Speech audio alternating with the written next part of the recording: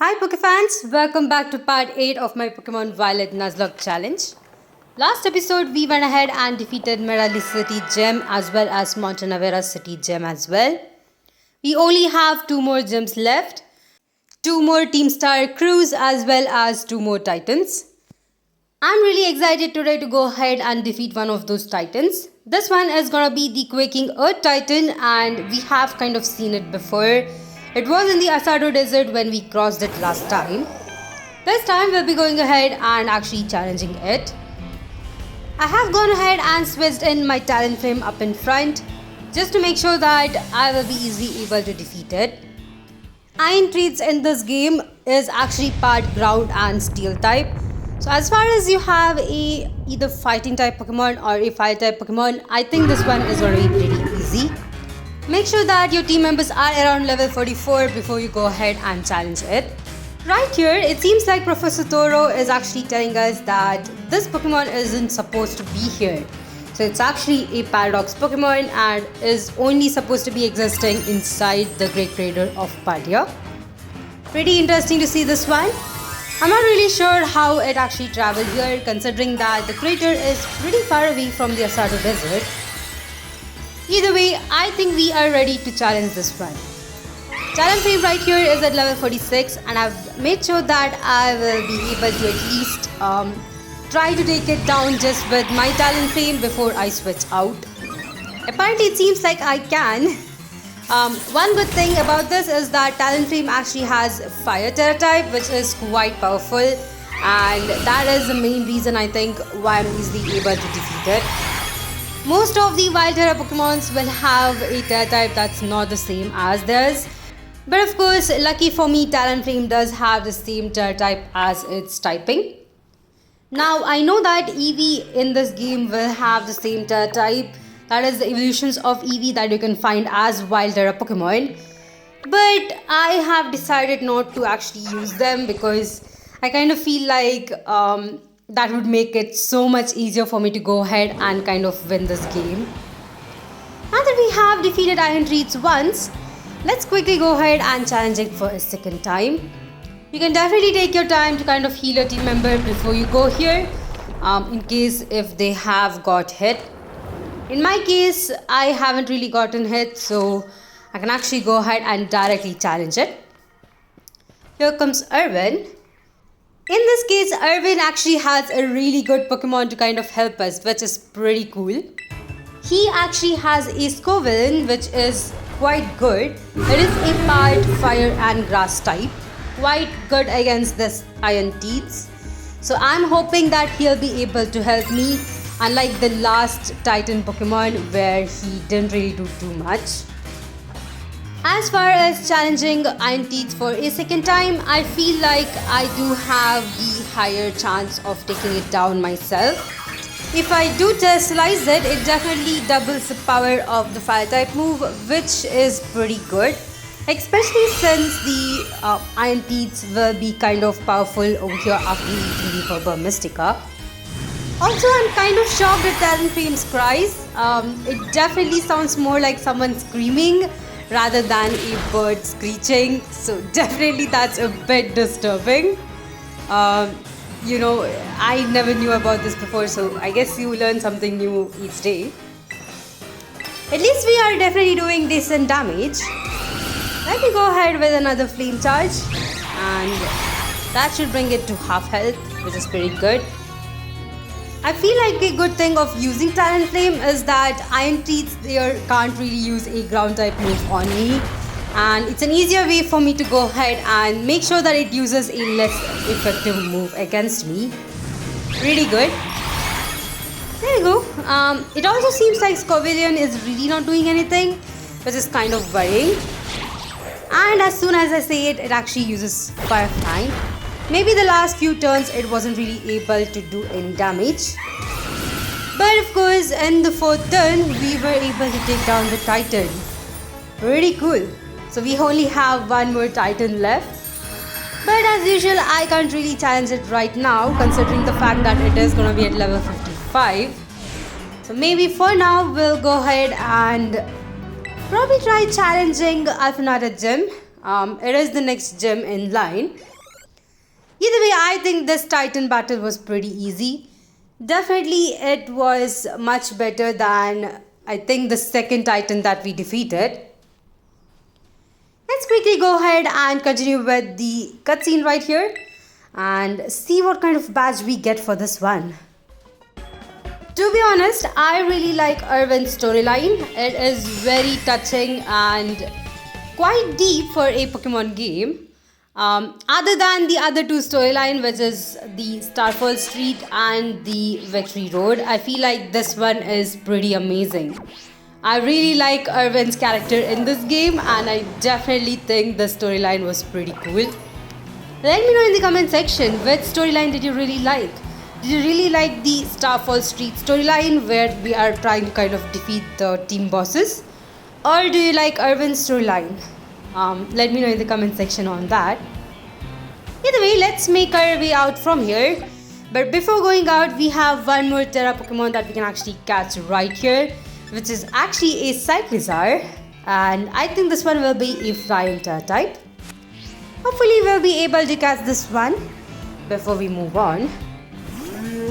Alright, this took me literally 2 to 3 minutes just to catch up with it.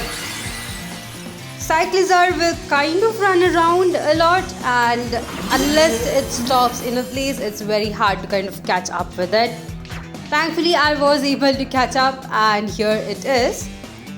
I've gone ahead and put Gardevoir up in front just because it has a part Fairy type, in case if Cyclizar just decides to use a Dragon type move. I also went ahead and testalized it just to make sure that I have a pretty powerful move to at least break its transformation in one turn. As far as Cyclizar goes, I think I'm not gonna add it to my team yet. I don't really have to battle against a Dragon type Pokemon, so I'm not really worried about it. Either way, the next team that we are kind of going against would be the Alphanada Gym, which is Psychic type. And I think after that we would probably have the Fairy crew. So I think for now I'll just catch Cyclizar and kind of keep it in the box. There you go. Defeating its transformation was pretty easy. Let me see if we can actually catch it with an Outer Ball. Sometimes catching wild Terra Pokemon has been a bit trickier. I think the trickiest part is to just break its transformation without kind of taking it down. You do have to kind of bring it down to red health for its transformation to break. And after that, if you have a status such as burnt or sleeping status, probably you'll be having an easier time catching it.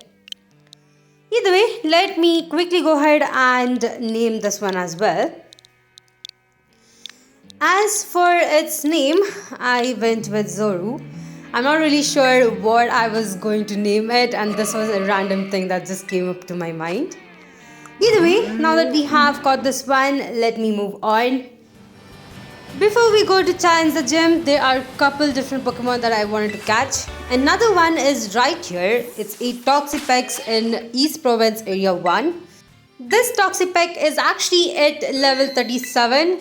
And so I would kind of recommend you guys go ahead and catch it once you have a Pokemon around level 40.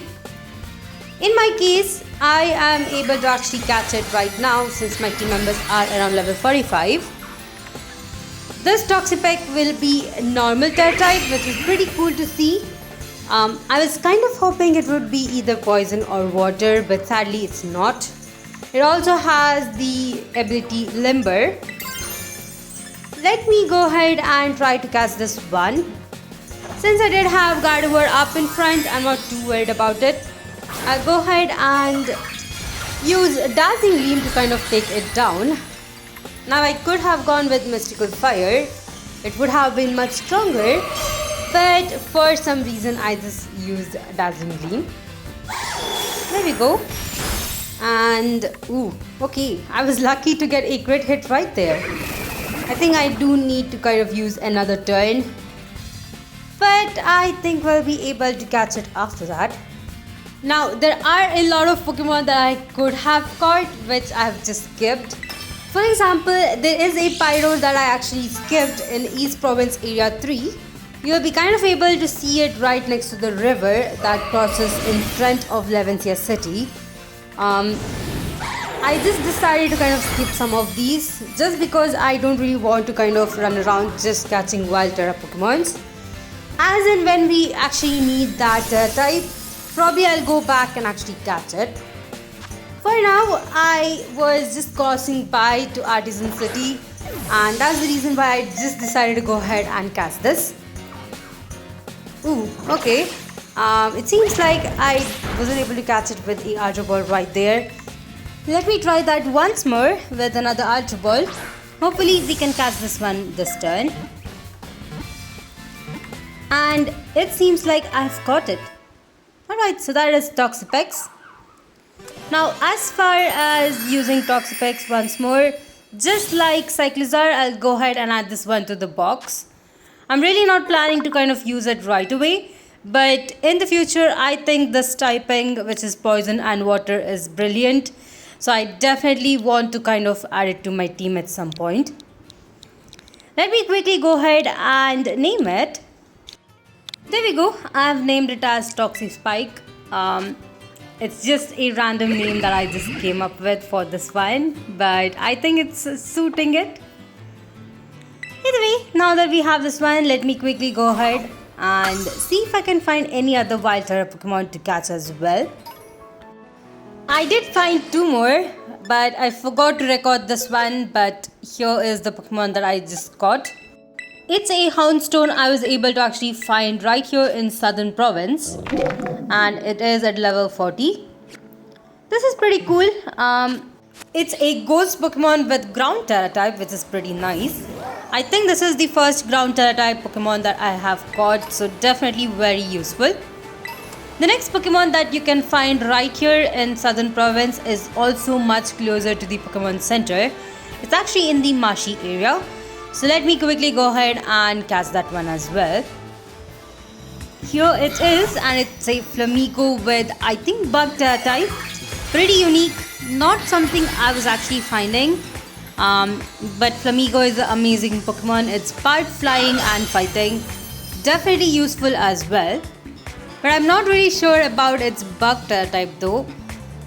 Either way, I think it's worth the catch, so I'll quickly go ahead and catch this one. Lucky for me, my Gardevoir actually is a fire type, so I can actually go ahead and slice it, then try to take down the Flamigo in one hit. This Flamigo is also at level 40, so quite useful if you do want to kind of have a team member around that level. Sadly, it's actually raining, so I'm not really sure if that rain is going to affect this battle. Either way, let's see how powerful the Mystic Fire is going to be. Ooh, okay. Not that good, but I was hoping to kind of, remove its crystallization in one turn, but I guess not. That's okay, let me try that once more, and this time I'll actually go with Psybeam, which is less powerful. It seems like the Quick Claw actually activated, so I think we'll be going up first. Ooh, okay. There we go, we have removed its crystallization, so I'll finally be able to kind of catch this one. Now I did decide to kind of once more go with Ultra Ball for all of these catches. The more turn we actually wait to catch it, the more risky it is for my Pokemon. So I'm just gonna go ahead and try catching all of these team members in a Ultra Ball. But there we go, we have caught it in the first one. Flamigo is definitely an amazing Pokemon, and I think I might probably use this one for the Elite Four. Flying and fighting is a really good typing though. Let me also go ahead and name it. I'm actually going to name it Flappy. It also has the ability Scrappy, which is really good. I think that will be helpful for me at some point. Either way, this one for now once more will go to the box. Here is our next Terra Pokemon. This time it's a Houndoom, and this one is definitely very helpful for the upcoming gym. So I might go ahead and add this one to my team and kind of train it up a bit. This Houndoom actually has a Ghost Terra type, which is not something I was expecting, but I think it's pretty cool. It also has Flash Fire as its ability, which I guess I actually didn't read when I first actually encountered this one. Thankfully, at least I did kind of terrestrialize it, and I actually went with the move Psychic. The one good thing of terrestrializing this one into a fire type is that Houndoom can't really go ahead and use stunts to take down Gardevoir, so that is a bit of an advantage for me right here. You can also kind of find two more terrestrialized Pokemon running around. I think one of them is an Umbreon and the other one probably is a Halucha. But for now, I won't be actually catching them. I think those two Pokemons are gonna be a bit higher in level, but either way, I think for now, Houndoom right here is the way to go for me. Alright, right here I did break its terrestrialization, but I actually didn't want to risk keeping Corey out, so I did decide to kind of switch in. In the next turn, I think I'll try and catch the Houndoom. As for the Pokemon Houndoom, it's pretty unique. I definitely like its design. The only thing I think you do have to kind of look out for is that it doesn't really have that good of a defense or special defense. So you do have to be a bit careful. You might accidentally kind of lose your Houndoom if you're not really careful. Either way, at least I was able to catch it. Let me quickly go ahead and train this one up a bit more, so that I'll be able to kind of go ahead and use this one for the next gym. Of course, I can't really forget naming it as well, so let me quickly name it right here. For the Houndoom, I went with a pretty simpler name. I think I'll name it Dare, since it is quite daring. Its moveset is good, but I think I do have to kind of change it a bit. Maybe once I level it up, I'll go ahead and change it. Oh well, I completely forgot that we actually have to battle Nemona before we challenge the gym right here. This is definitely the first time I'm actually battling Nemona in Alphanada City.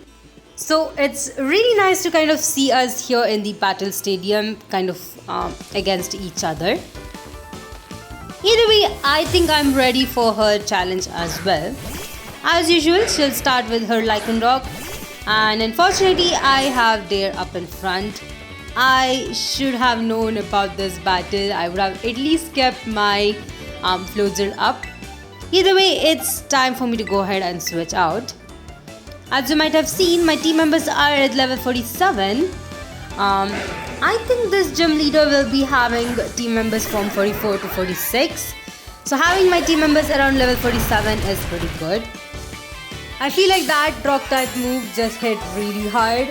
At least I'm thankful that Floatzel has leftovers. Let me at least try to take it down with the liquidation. Usually I can one-shot the Lycanroc. Luckily this time I was able to take it down as well. Let's see which one is up next. I hope she'll have some newer Pokemon for us to see right here. And of course, we are still leveling up. Maybe my team will be level 48 by the time I end this battle. The next one, as usual, is Pawmot, so I do have to switch out. This time I went with my Castle. I guess Castle is a weird name for it, but I mean it is a sand castle. There we go, there is Pawmot. I feel like Pawmot is so difficult to achieve. You do have to kind of run with 1000 steps with your Pawmo to kind of evolve it, which is quite annoying. Now, my Palisand actually has Bulldoze. I was hoping it would actually learn Earthquake, which I think it will at some point, maybe around level 50. So for now, I'm kind of stuck with Bulldoze. It's a really good move though. At least I was able to take down Pawmot in 2 hits. Pretty good. The next one is Ligu, which is her Gumi evolved, which is pretty nice. I'll quickly go ahead and go into my Gardevoir, who should be able to take it down. I do have Dazzling Gleam, I believe, in the moveset, and I think I'll be able to one-shot this Sliggoo. Apparently Sliggoo has Sap Sipper, which is really nice. Although I don't think it's that helpful for my Gardevoir. Ow, okay. Seems like we were not able to one-shot the Sliggoo, which is pretty surprising. I thought that Gardevoir's special attack was really good, but apparently it's not. Either way, we are able to take it down with less amount of damage done to us. The last Pokemon I think she has is her starter, so I guess she didn't really add any new team member, but some of her team members are actually fully evolved. This time I didn't do the mistake of switching into Luxray. I actually decided to go ahead directly to Talonflame and then try to take her Muscrada down. As usual, she will terrestrialize it just to boost its power. In my case, I decided not to do that. I'm gonna go ahead and try to take it down with just Flame Charge. As far as the stats for my Talonflame go, I feel like having a physical type move is better, so Flame Charge is definitely the moveset I'll have for now. Maybe when I am challenging the Elite Four, I probably will learn Flamethrower for it. Not bad, we have definitely did more than half damage, or at least half damage on Muscrada. For the second turn, I just went ahead and boosted my fire type move, crystallized my Talonflame.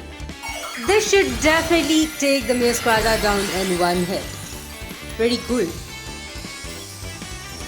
The next up would definitely be the gym leader, and I think I do have to go back and heal my team. I'm not really sure if your team actually gets auto-healed after each battle with Nemona, so maybe I do have to be a bit careful about it. Either way, we have defeated Nemona once more. The next time we'll be defeating her is probably once we have completed the champion assessment, so it's not gonna be anytime soon though. Either way, that was pretty amazing. Alright, so now that we have defeated her, let me quickly go ahead and complete the gym test, and I'll see you guys back right here for the gym battle. Here we are back at the stadium, and this time we have gym leader Tulip right here. I do have to mention one thing though. The gym test for Tulip's gym is ridiculous. I think it's one of the worst gym tests that we have for this game. Either way, I think we do have to actually pass it to kind of challenge her, so it's something that's necessary for us to do. I really wish they had put some effort for this one and made it a bit unique to psychic type Pokemon, but I guess they just went with whatever they had. Either way, here we have the battle. She always starts with Girafarig, so I actually started with my Luxio. And as you can see, I'm actually using Bite. Unfortunately, I do have to go ahead with it for 3 turns. Lucky for me, my Luxray actually avoided the first 2 turns, and due to it, I was able to kind of take it down without getting hit myself. The next Pokemon up is Gardevoir. I could have actually gone with Luxray itself, but since I did want to kind of change it up a bit more, I was just deciding which one to go with. To be honest, it did take me quite some time. I was just making sure that I would actually make the right choice, but at the end I actually went with Dare. I think this was a mistake considering Dare is part dark type, and Gardevoir can definitely take it down with a Dazzling Gleam. Either way, let's hope it does not take it down. I'm hoping for Dare right here to move faster and try to take down the Gardevoir with a Shadow Ball. I almost accidentally terrestrialized it. Lucky for me, I was actually faster, but as you can see, it wasn't still enough. I did get hit with a Dazzling Gleam, but it wasn't that hard, so I still stayed in. Used a second Shadow Ball to take down the Gardevoir. That was pretty good. I think the damage still was kind of avoidable if I was a bit more careful. Either way, the next Pokemon up is Espratra, which is a pretty strong psychic Pokemon. In this case, I actually decided to go ahead with Beat Up, which is one of my favorite moves. Beat Up is a move that will go multiple turns the more Pokemon you have in your team. Since I do have 6 Pokemons in my team, this one will be 6 turns. And as you can see, I was able to take down the Esparta in just one hit. Very cool. Next up, I think it will be her final team member. Let's see. Right, yes, it is. It's actually her Flogis. For this one, I don't think my Houndoom will be able to take it down. So I do have to switch out. At first I wanted to switch into Floatzel, but then I remembered that, Flogis can actually have a grass type move. I think I would have lost my Floatzel, so I went ahead and decided to switch out into my Luxray. Let's see how this one goes. I'm really not having a strategy on this one. I'm just hoping that Luxray will be able to kind of use Bite and take it down. Hopefully I'm right. If not, I might have to switch into another Pokemon at some point. Either way, let's see how this battle goes. As usual, I'll crystallize it just to make sure that the move is powered a bit more. Tulip will be crystallizing her Flogis as well into a Psychic type. Personally, I've never used a Flogis. I do have a Floette in my team. I could actually evolve it, but I'm not really sure how strong Flogis is. Although I do know it's a part Fairy type and probably is going to be helpful for me in the Elite Four, so I might actually train it up at some point. Either way, I'm actually excited to go ahead and get my 7 gem badge. So let's go ahead and defeat this Flogis right here. Although I do feel like the disadvantage right here for me is the fact that she actually used Moonblast, which almost took down my Luxray. Bite definitely did more damage, but I wasn't really sure if I would be able to take her Pokemon down. Lucky for me, I did survive another Moonblast and I was able to take down her Flogis in the second turn. That was definitely quite close of me actually losing my Luxray. But we did pull through and defeat her team members. There we go. That is our 7th gem badge. I think the only gem left for us is actually the Glacedo gem, which is a ice type. So definitely it's gonna be, I'm hoping, better than this one. This actually reminds me, I had a question for you all.